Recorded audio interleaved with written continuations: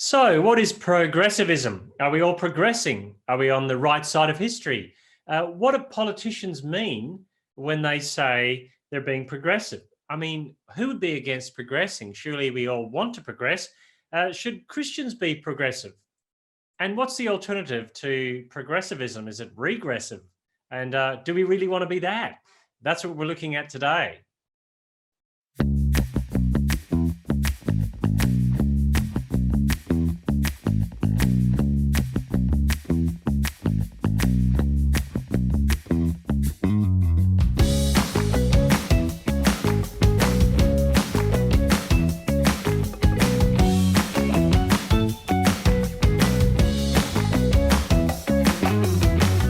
Steve, I've always known you as a progressive, and I'm very progressive as well. Everyone wants to be progressive. Here I am in my progressive office.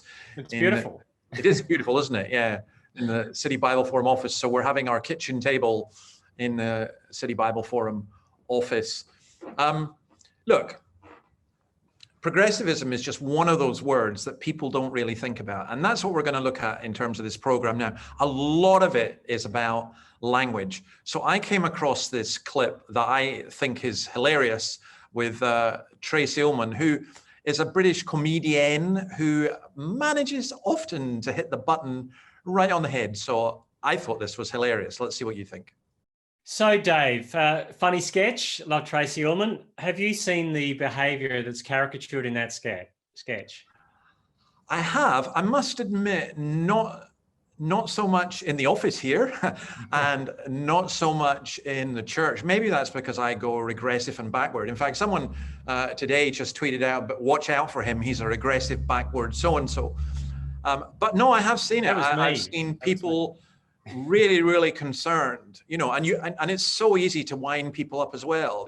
Like the bit there that says, oh my goodness, is water racist? You can, so it's this, I don't know, this just fear of, oh, I can't say anything that would offend anyone that was against the progressive norms. And of course, the thing is, language keeps changing all the time, and what's progressive keeps changing.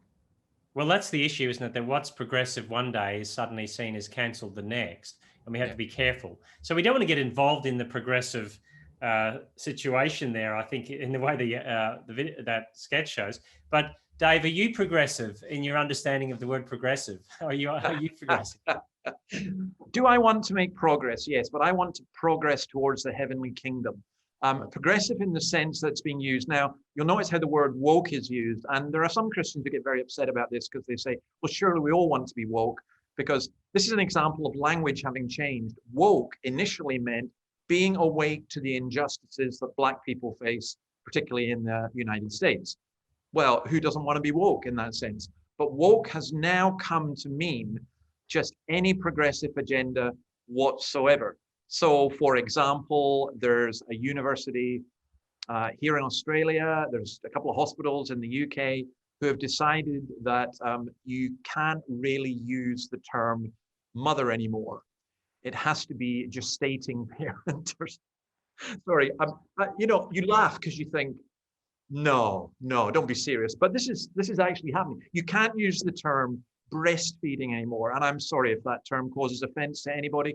But apparently it's because there are two men who want to be women in the United Kingdom who have artificial chests strapped to because they want to be able to breastfeed, but they don't have breasts. So they've obviously never heard of man breasts.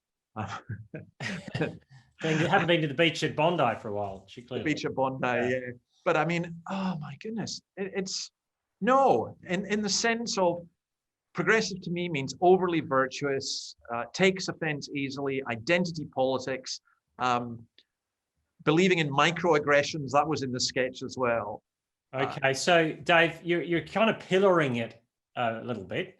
There's a serious aspect to it in some respects, that it's trying to redress some things but has it gone overboard?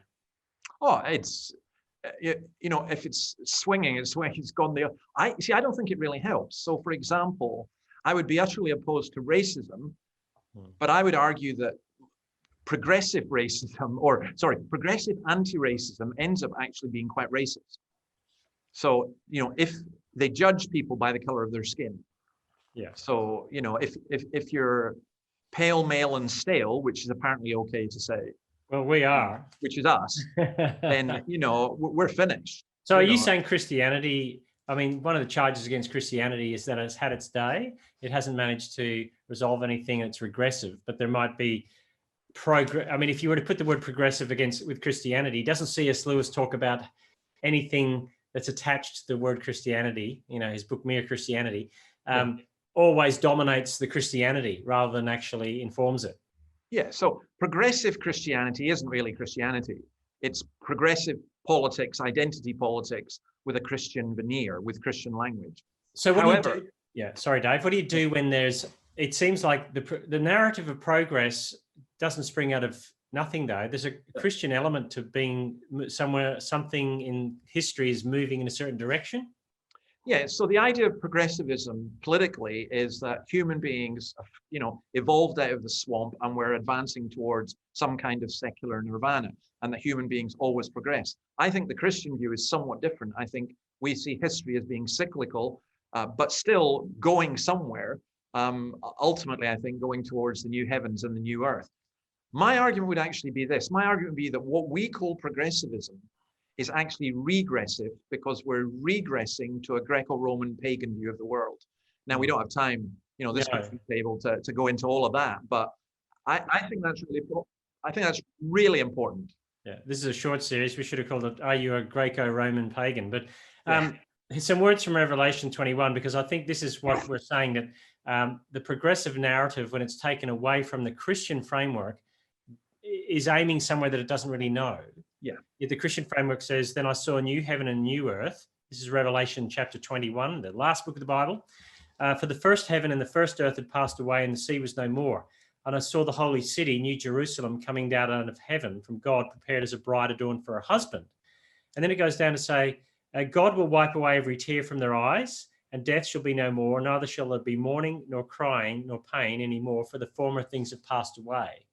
So it isn't just like we've progressed slightly towards something. It feels like it's a giant leap by God towards a future that we all want. Yeah, I agree. And I think that's important. And I think actually, sometimes, Steve, you can be remarkably astute. And I think that's a very astute observation, that people are progressing, but they don't know where. And I, as I said already, I actually think it is regressing. And I look forward to real progress. So I'm a really progressive Christian. I believe. And what are we getting next week, Dave? Let's look at Christian democracy. Okay, looking forward to it.